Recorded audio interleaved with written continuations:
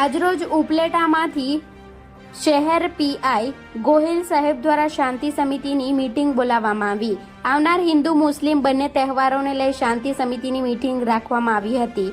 ઈદે મિલાદ નબી અને ગણેશ ચતુર્થીનો તહેવાર આવતા બંને હિન્દુ મુસ્લિમ આગેવાનોને શાંતિપૂર્વક તહેવારો ઉજવવામાં આવે તેવી અપીલ કરી હતી અને હિન્દુ મુસ્લિમ આગેવાનો દ્વારા રજૂઆત કરવામાં આવી હતી કે ઉપલેટા શહેરમાં હંમેશા હિન્દુ મુસ્લિમના તહેવારો ભાઈચારાથી જ ઉજવવામાં આવે છે અને આવનાર તહેવાર પણ શાંતિપૂર્વક ઉજવવામાં આવશે તેવી આશા વ્યક્ત કરી હતી અને પીઆઈ ગોહિલ સાહેબ દ્વારા હિન્દુ મુસ્લિમ બંનેના તહેવારોમાં પોલીસ ચુસ્ત બંદોબસ્ત પણ ગોઠવશે તેવું જણાવ્યું હતું. Reporter Raju Chauhan, Gujarat crime news, Upleta.